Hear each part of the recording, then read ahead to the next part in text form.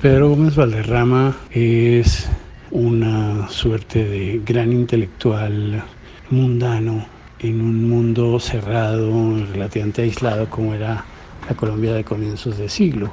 Además, intentó ser un traductor de un mundo cuyos valores estéticos, políticos, económicos, irreversiblemente rompían con la sociedad aldeana y provinciana de finales del siglo XIX, no solo como artífice de una modernidad temprana, sino como poeta, historiador, periodista, novelista, gozó de una prosa extraordinaria. La otra raya del tigre es el testimonio más cabal y ha sido el más estudiado y conocido, con la telúrica, impresionante figura de Geo Pollengerque sobre el Santander de mediados del siglo XIX, en un conjunto de artículos llamado La nave de los locos y otros ensayos queda muy clara la visión que Gómez Valderrama tenía del mundo en el que estaba viviendo, de los problemas y de los desafíos que en buena medida todavía la sociedad colombiana no termina de asimilar. A pesar de no ser tan promocionado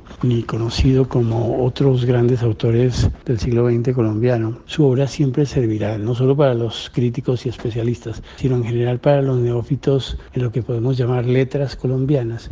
Por eso creo yo que su estudio y su conocimiento nunca pasarán de moda. América, este es el eje sobre el cual se construyen todas las reflexiones que el escritor Pedro Gómez Valderrama elabora sobre la utopía. El erotismo, lo demoníaco y la utopía construyen la tríada que regulan los cuentos, los ensayos y su única novela, La otra raya del tigre. En el panorama del cuento colombiano, a Gómez Valderrama le caben varios méritos. Uno de ellos es el haber creado el cuento histórico. Es posible que en rigor no le corresponda a este título, pero sin duda es él quien lo llevó a su punto más alto.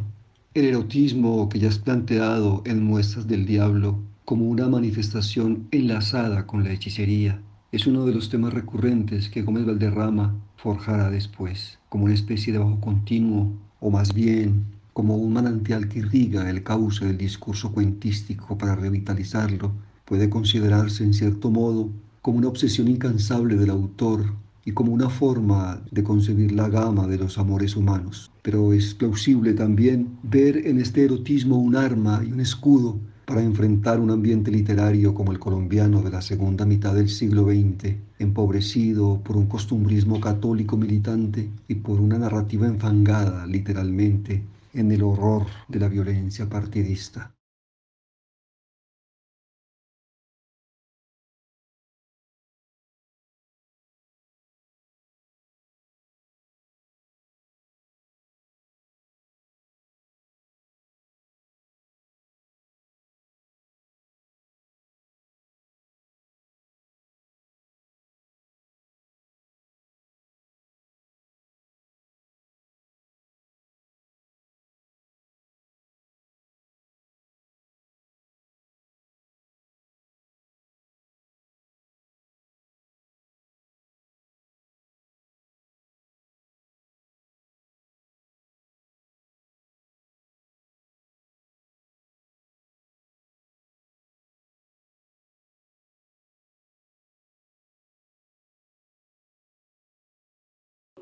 En el cual me encontré una carta de Nicolás Maquiavelo al embajador Francesco Vettori, su amigo, fechada en 1513. Le relataba su destierro a San Andrea in Percucina, pequeña aldea de San Casiano, cerca de Florencia. Allí se refugió Maquiavelo en una pequeña propiedad. Su vida era edificante. Levantado con el alba, iba a inspeccionar la tala de un bosque, las miserias de los ladrones. De paso hacia la fuente y la pajarera, regresaba a almorzar. Luego iba a la hostería y jugaba varias horas al trichetache con el dueño, dos panaderos y el molinero. Había discusiones vehementes, gritos, insultos. Rodeado de estas miserias, enmohezco mi cerebro y doy desahogo a la malignidad de mi fortuna, contento de que me pisotee de este modo, para ver si acaba de avergonzarse de perseguirme. Cuando llega la noche, vuelvo a mi casa y entro en mi biblioteca. Me despojo en los umbrales del traje de diario lleno de lodo y me pongo paños curiales y regios. Vestido decentemente, entro en la antigua corte de los hombres antiguos, donde recibido amistosamente por ellos, me nutro de aquel alimento que solo es mío y para el que yo he nacido. No me avergüenzo de hablar con ellos ni de preguntarles por los motivos de sus acciones, y ellos me responden con su gran humanidad. Durante 4 horas no siento tedio ni cansancio, olvido todo cuidado, no temo la pobreza, la muerte no me espanta, me transfiero por entero en ellos. Terminado de leer el pasaje, me pareció verlo pasar en sus ropajes regios hacia la ceremonia de la lectura. En todos y cada uno de esos libros estaba el espíritu de sus autores con tanta fuerza que no solo se transmitía todo al que lo abría, sino que llegaba hasta el punto de permitirle ver los personajes. Eso mismo hacía que por obra de toda la vida que latía dentro de ellos, todos los libros permaneciesen limpios y en perfecto estado y emanaran de sí vida suficiente para que la persona que visitaba el pueblo sintiese compañía. Todas las casas y la iglesia eran bibliotecas. El pueblo era una biblioteca. En la región nadie se permitía hablar de la biblioteca, mejor dicho, del pueblo. Concluyo que obedecían al temor de que al descubrirse el gobierno intentase trasladarla con el argumento de que podía ser más útil. Pero las gentes de los pueblos cercanos a los cuales poseía la biblioteca nunca quisieron decir nada para conservar para ellos esa extraordinaria fuente de conocimientos y de vida. No he podido establecer exactamente si al entrar al pueblo la persona quedaba dotada de invisibilidad o bien si los habitantes de los pueblos no tenían necesidad de moverse para leer los libros, que misteriosamente mandaban su esencia hasta ellos. En todo caso, en mis visitas jamás vi a nadie. Y siempre alguien contaba que había ido sin dar señal de haberme visto. No sé cuándo yo creía estar en el pueblo consultando la biblioteca. No sé si estaba haciéndolo sin moverme o estaba en casa, por el hecho de saber que existía la capacidad para este extraordinario sistema de consulta. Otra de las extrañas virtudes del pueblo biblioteca es la de que una vez que uno ha emprendido la consulta, tiene que seguir haciéndola, sin manera de desatarse de ella. La consulta, desde luego, se va haciendo más profunda. Según lo sea, toma rumbos insospechados y va de acuerdo con la personalidad del lector. De modo que la consulta es una manera de examinarse a sí mismo, no de examinar a los demás, por esta peculiar organización de la biblioteca que hace que ante ella se esté siempre solo. Se dice que en cada casa hay un encargado de la administración. Aparentemente son ángeles que ejercen esa misión de bibliotecarios. Cuando un hombre o una mujer se vinculan al sistema de consultas de la biblioteca, al parecer, su propio ángel se queda matriculado en esta. Parece que tampoco nadie ha logrado hacer el amor allí, desde que el pueblo pasó a su destinación bibliotecaria, ni tampoco en las calles. Puedo dar fe de que solamente es posible en un bosque aledaño, porque en una ocasión fui con una amiga. Al entrar al pueblo, nos perdimos el uno al otro. No nos vimos durante todo el día de trabajo y solamente nos encontramos saliendo del pueblo en ese bosque. Ella me contó, después de hacer el amor naturalmente, de los vastos hallazgos que había realizado. Después, desapareció. Pienso que por haber resuelto, como estuve yo tentado, quedarse definitivamente a vivir en el pueblo biblioteca. Leibniz, según recordó felizmente Lichtenberg, profetizó que las bibliotecas terminarán por convertirse en ciudades. Las ciudades misteriosas comenzaron así, como empezó este pueblo, en el cual nada sucede porque no hay nadie. Y sin embargo sucede todo, porque en cada uno de los libros de la biblioteca algo está permanentemente sucediendo. No lo he contado antes, pero los problemas de los cuales huía cuando llegué a este pueblo eran los de un desdichado amor. Ahora he podido analizarlos con frialdad y racionalizarlos para siempre con fervor.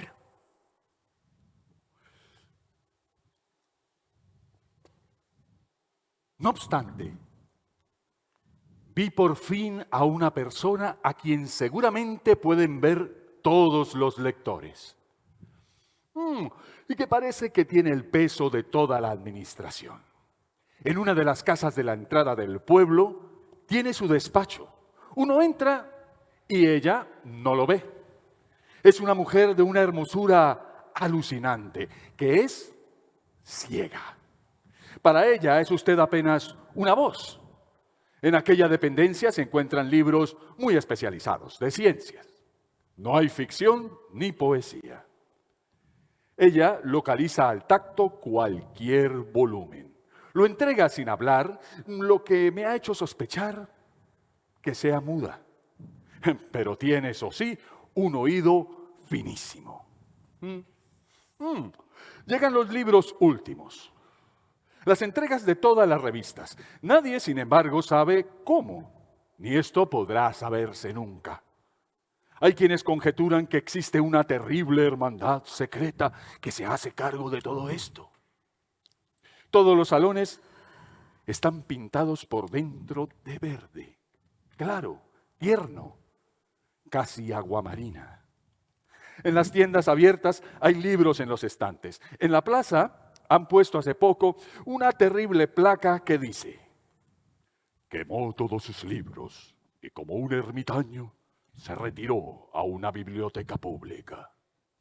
Bueno, esto lo dice realmente Elías Canetti. El pueblo biblioteca se llama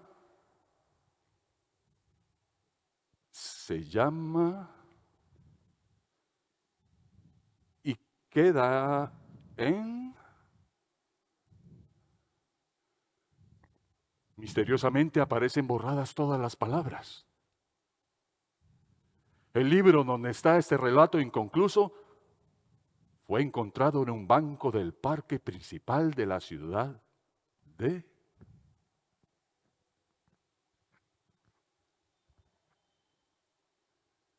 El viento pasaba las hojas y producía el rumor de las alas de los muertos.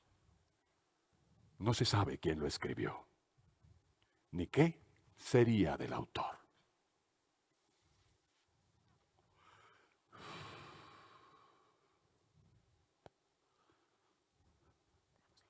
En mi concepto, Pedro Gómez Valderrama merece ser calificado como un santanderiano universal. Un hombre que conoció lo que durante mucho tiempo se llamó el Gran Mundo, gracias a que muy joven ya está en la actividad política y diplomática. Esto le permitió conocer plazas fuertes de la cultura occidental. Fue fundador de la revista literaria más imbatible desde que se fundó hasta el día de hoy, la revista Mito, de la cual él fue el director.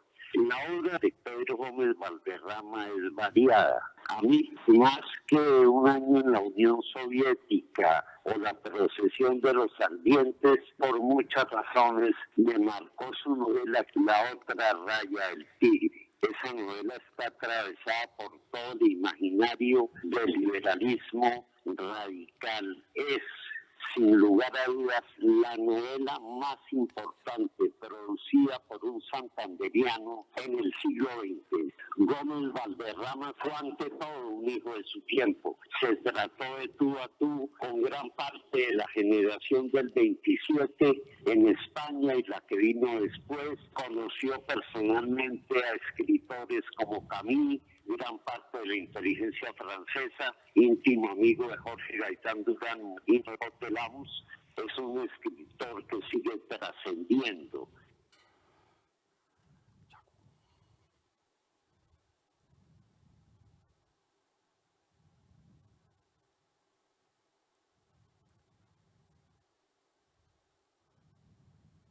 Cuando lo dejó el barco en Santa Marta, se sintió físicamente perdido entre la selva, ahogado por la explosión verde. Pero el segundo día comenzó a buscar y encontró que la sola forma de dominar el paisaje era abrirle caminos por un lado, por otro, para extraerle toda la leche de sus frutas. Dijo también que en el desajuste de su huida de Europa, con las manos manchadas de la sangre del hombre muerto en duelo, encontraba un paliativo en este paisaje.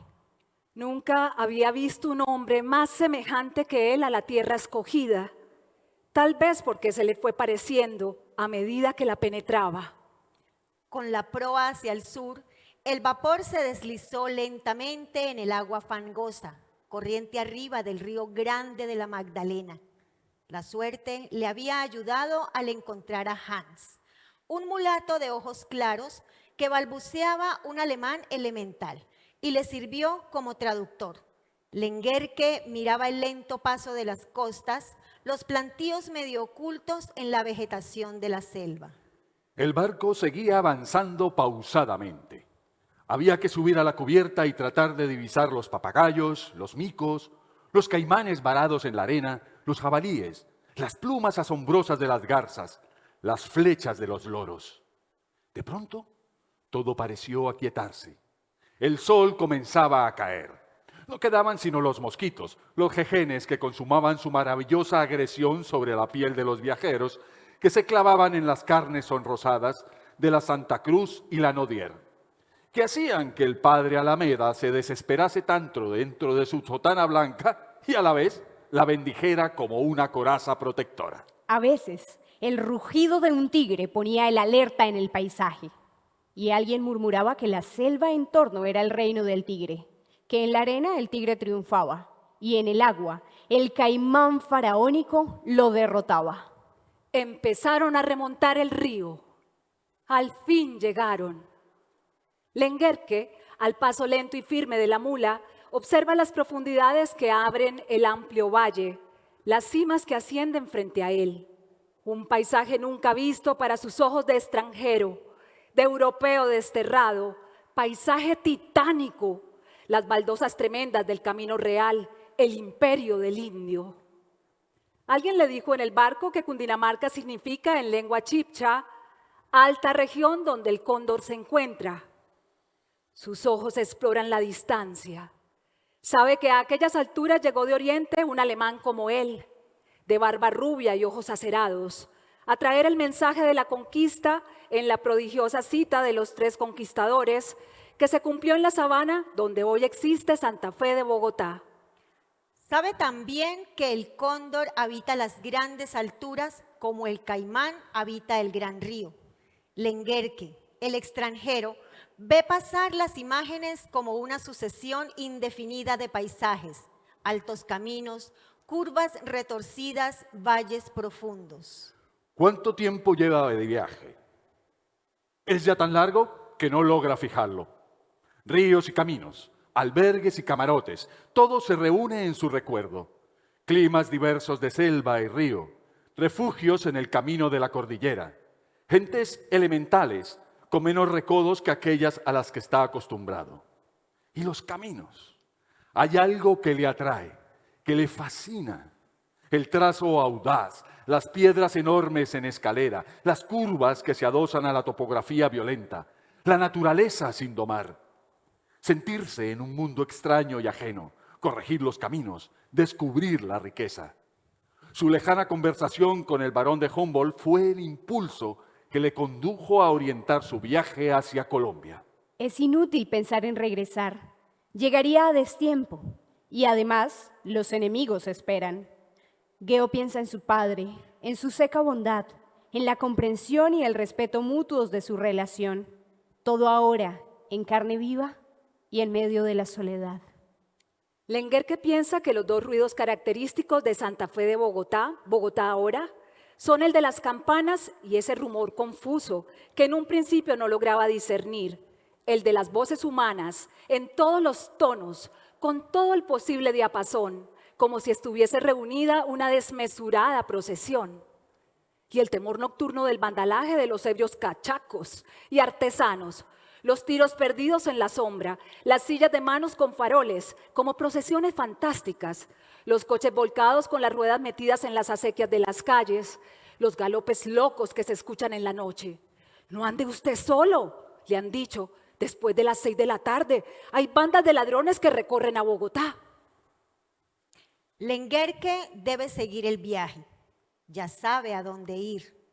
Hay una palabra que ha oído por primera vez como un santo y seña, Santander. Allí hay ciudades blancas. En el Socorro, los ímpetus de los santandereanos se adormecen al ritmo de los telares ingleses. En Zapatoca, las manos de las mujeres parecen tejer las tardes infinitas en las alas de los sombreros de Nacuma. Bucaramanga está rodeada de aromas concupiscentes de café y tabaco, que se mezclan en la paradójica fragancia glorificante de las tenerías. La industria, el comercio, son allí una aventura prodigiosa.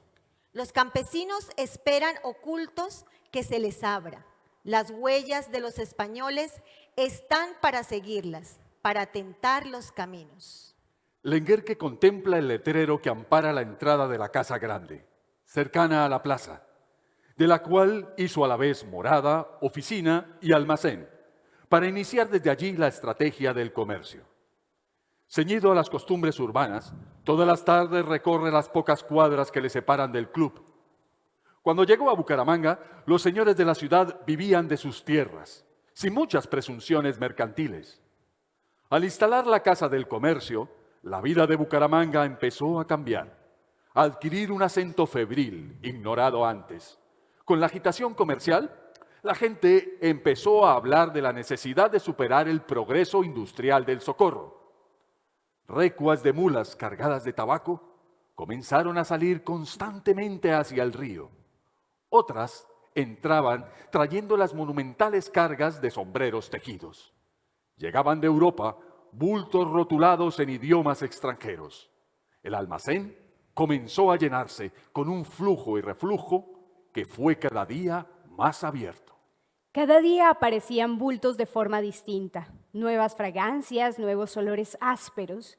Llegaban brandis y vinos franceses, galletas de Inglaterra, porcelanas de Sajonia, cervezas alemanas, telas francesas e italianas, casimires británicos, armas americanas, medicinas que del África se adaptaban a América, según los fabricantes, la quinina elaborada, los extractos misteriosos del benjuí. A veces, el olor de la canela llenaba los depósitos como si anunciara un milagro. Los linos irlandeses se alineaban en los estantes, despidiendo su maravilloso olor de limpieza.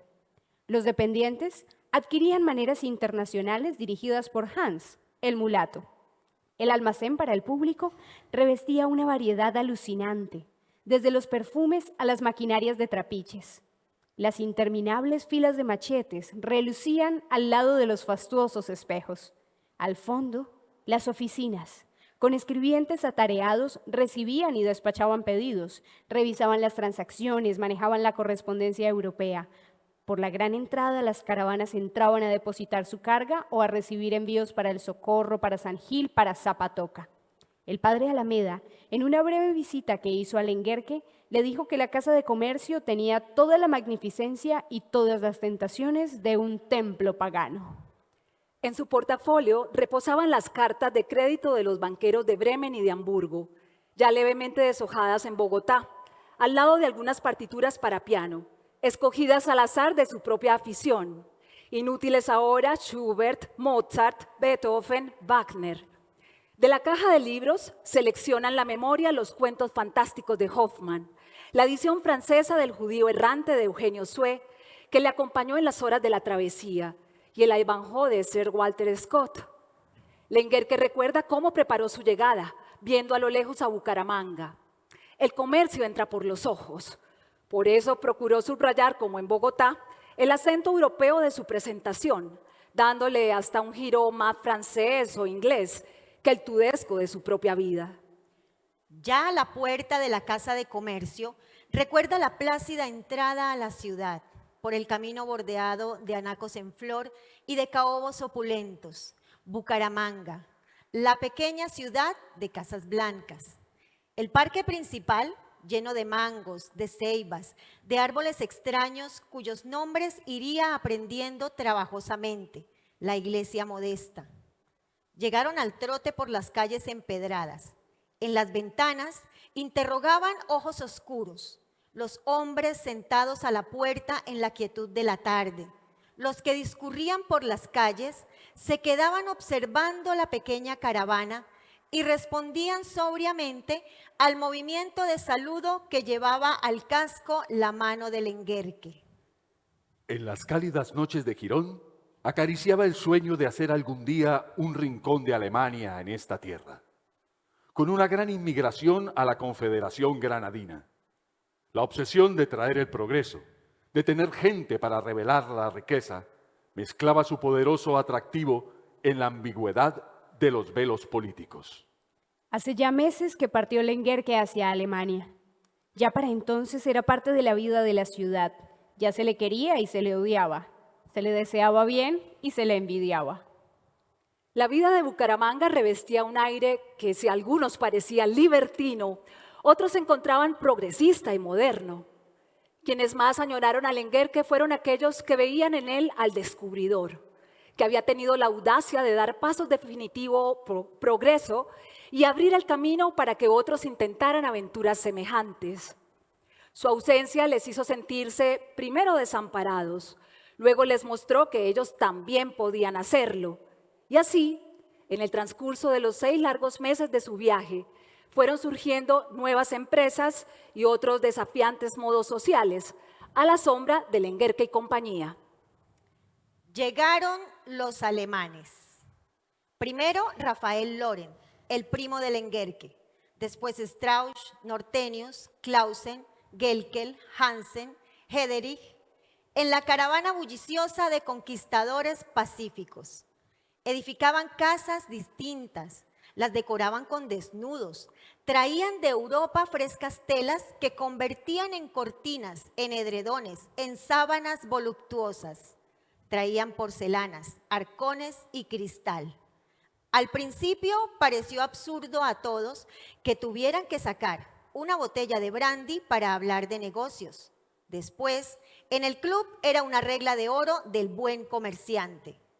En las afueras existía una casona, la Quinta Donsen, cuyo propietario vivía solo y había organizado un lugar de placer o coto de caza, donde en las horas nocturnas, al son de la música fastuosa, se practicaban, según se murmuraba, ritos mágicos en los cuales intervenían desnudas las mujeres de la alegre compañía que los alemanes habían integrado. En esas reuniones se sabía que bebían los licores que importaban y los que el país producía, y que todos hacían el amor con todas. Según informaba en el atrio de la iglesia una espantada devota poseída del escándalo. Ay, los alemanes seguían llegando en la caravana continua. Unos se radicaban en Bucaramanga, otros dirigían sus pasos hacia Zapatoca, San Gil, orientados por la visión experta de Lenguerque. Su poder crecía. En poco tiempo, Santander sería una de las regiones de más alto progreso. Soberbios trabajadores estos hombres. Algunos siguieron trabajando con Lenguerque, otros se emanciparon y fundaron sus propias factorías, las cuales conservaron profunda vinculación con el alemán, quien nutría del sueño económico el sueño político de su imperio. Los que llegaban después seguían la caravana, se dirigían a Santander, unos atraídos por el propio Lenguerque, otros por amigos y parientes. En 10 años, la cabalgata colmó las provincias del Soto y del Socorro de hombres silenciosos y rubios que procreaban infatigablemente, regando ojos azules y matas de pelo dorado sobre la población. Los alemanes estaban en Santander, como las gotas de agua que van cayendo del filtro de piedra, y se iban adhiriendo cada vez más, con compañera, con hijos, con tierras, a la vida de la región. Lenguerque contemplaba serenamente la realización de su sueño, el paso de la continua caravana, de la cabalgata que venía de Bremen. Cabalgando hacia Bogotá, pensaba Lenguerque en la materia singular de los viajes.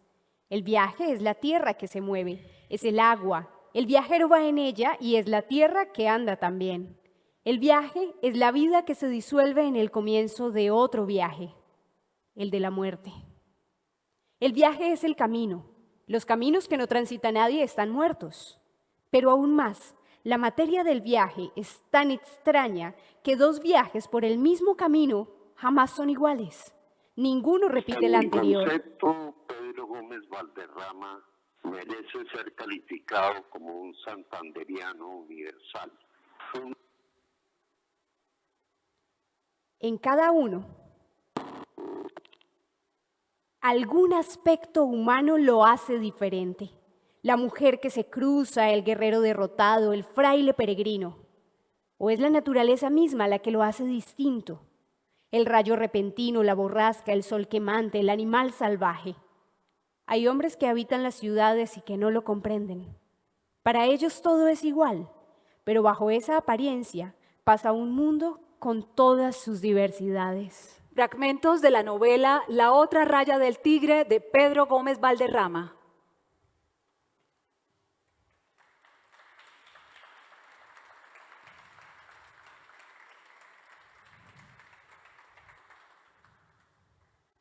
Para mí, Pedro Gómez Valderrama es un adelantado a su época, porque realmente un personaje que nace a principios del siglo XX y que tiene la capacidad de escribir de la manera en que escribe, me encanta de él los elementos recurrentes en su obra, en lo que respecta al cuento, del erotismo, de la hechicería. Veo, por ejemplo, un empoderamiento que le hace a la mujer, que es difícil, digamos, como para encontrar dentro de las narrativas una mujer empoderada en una Colombia como la nuestra de principios de siglo, a través de las artes, del erotismo, de la hechicería. No se ve la hechicería como algo de contenido marginal por parte de la mujer, sino todo lo contrario. La veo engrandecida por la hechicería, la veo engrandecida por las artes oscuras, y de la mano de la hechicería, cómo el erotismo se va entrelazando. Me parece que eso le da como una preponderancia al tema del placer erótico, que no obstante se encuentra a través de ciertos devaneos de las hechiceras, como por ejemplo en el cuento de Pulpos de la Noche, pero que son capaces de vivirlo en carne propia y se sueltan y son libres allí en ese momento erótico, sexual, mediado por la magia, y en donde la mujer es la que envuelve toda esa escenografía de los Pulpos de la Noche.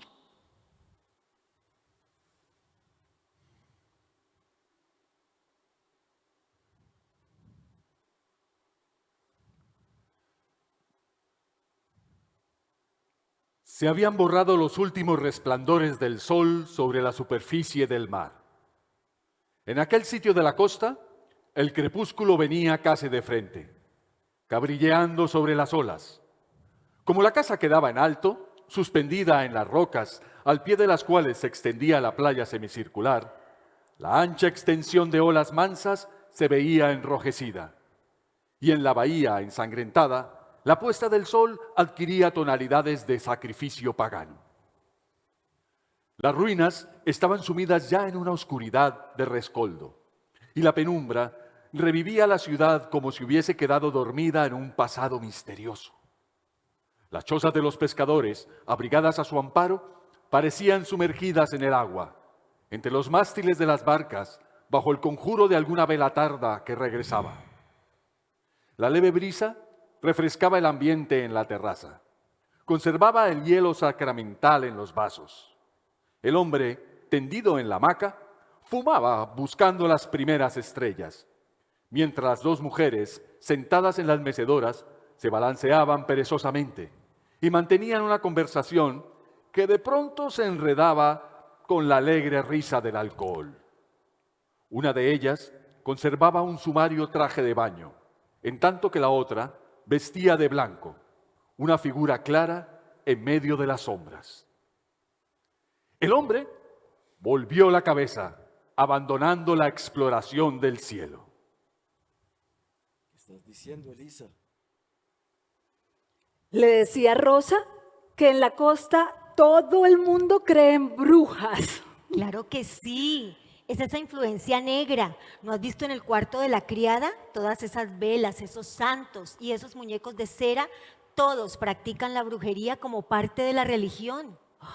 El hombre se sentó en la hamaca y contempló especulativamente las piernas de Rosa. Especialmente aquí. El pequeño pueblo de pescadores fue un gran centro de brujería en la colonia. ¿Has visto cómo es de extraño? El círculo de las ruinas de la ciudad se entremezcla y repite mágicamente el círculo de la bahía. Y dime, Alberto, ¿es eso hecho a propósito? Ni ellos mismos sabrían decirlo, pero hay unas ruinas que veneran con mayor vehemencia. Son las antiguas casas de las brujas.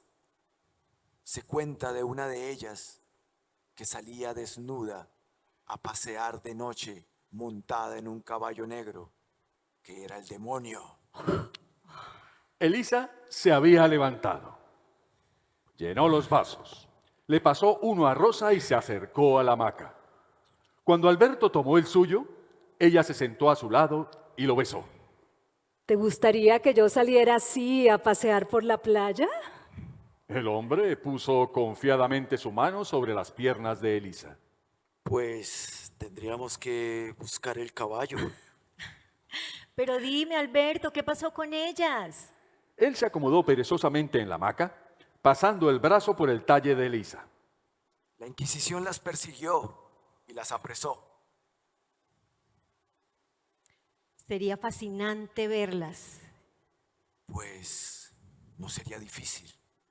Hoy es 30 de abril, es noche de Walpurgis. Sospecho que la brujería europea nos dejó en el trópico esa celebración como la víspera de Todos los Santos. Más tarde podemos pasear un rato, buscar el aquelarre. Bebieron en silencio.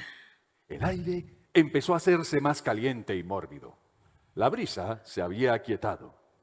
El hombre se incorporó y fue hacia el borde de la terraza. Como una sombra, entró la criada negra a llenar el balde del hielo, a poner más jugo de naranja y cambiar los vasos. Apenas salió, murmuró Rosa.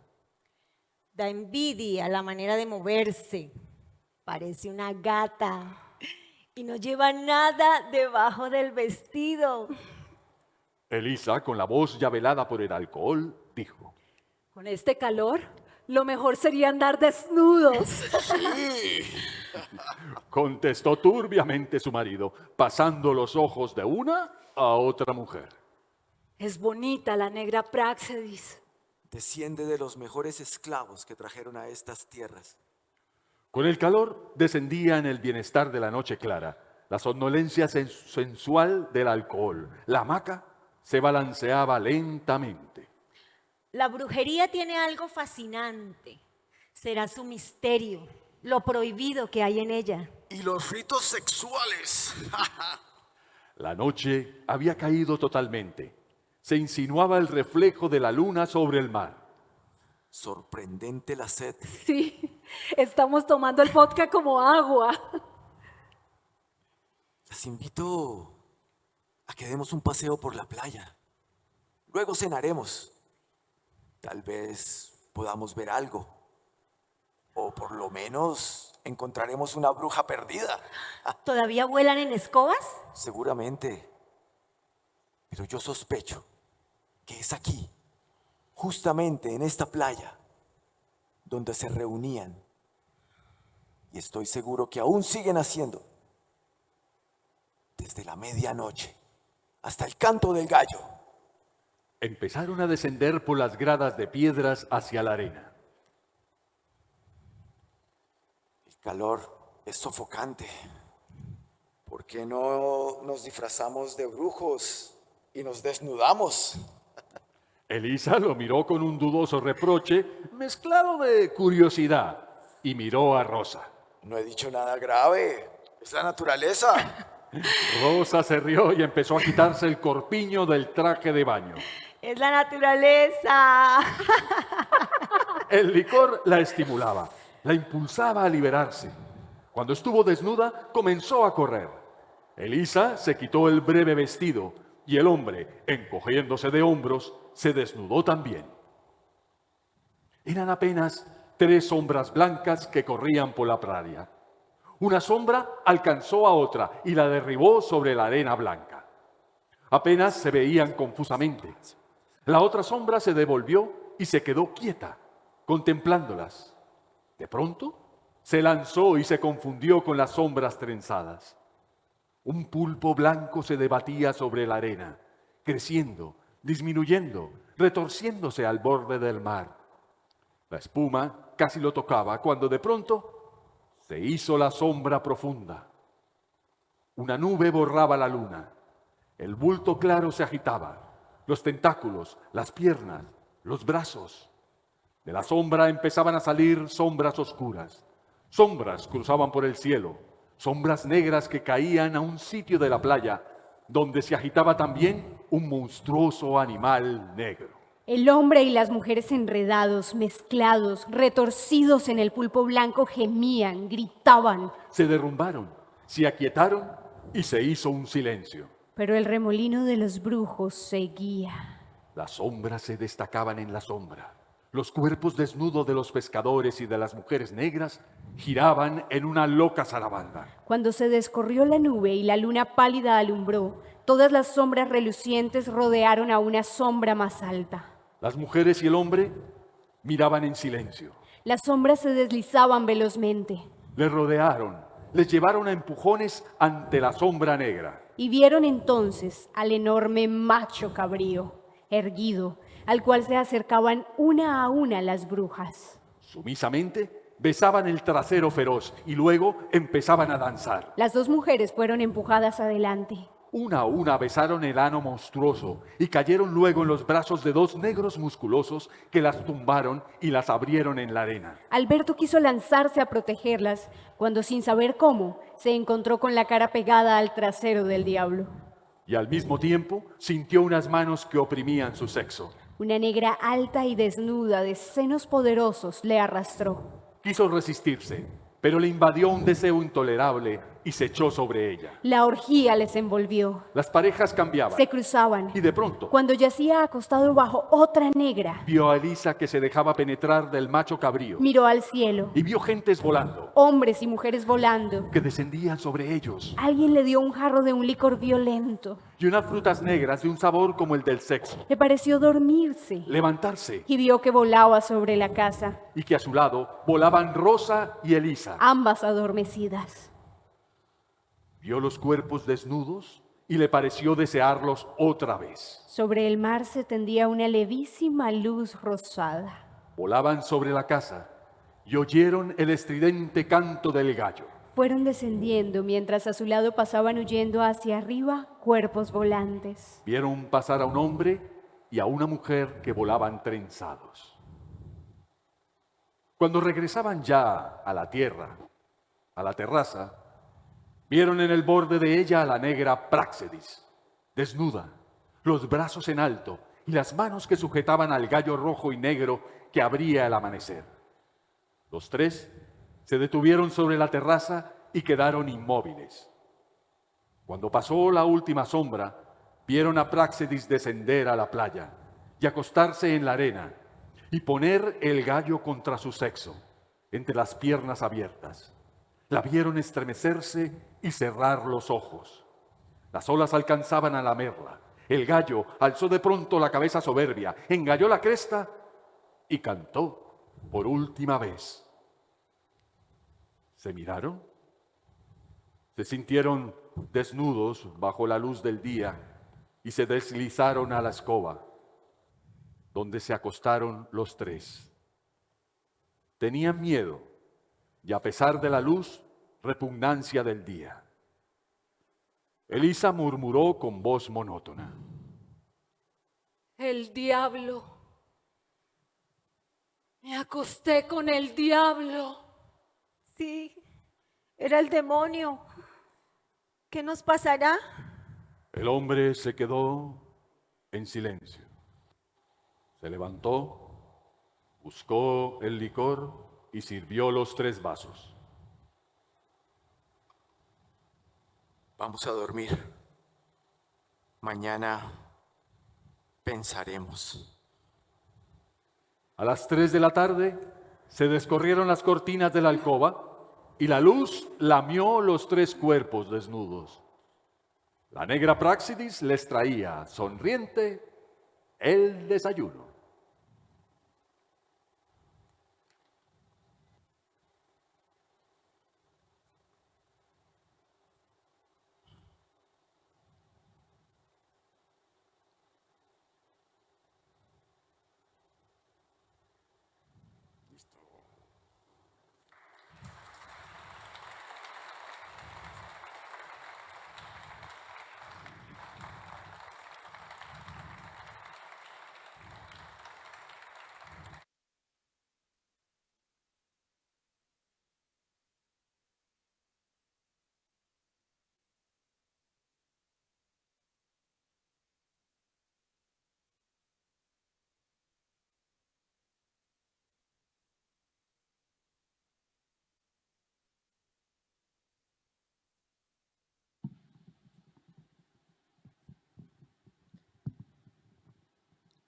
Gracias por su asistencia. Los invitamos a visitar nuestra muestra editorial ubicada en el Salón Mega todos los días de feria, desde las 9:30 de la mañana hasta las 8:30 de la noche. Estamos en Un Libro 2023, Futuros Posibles.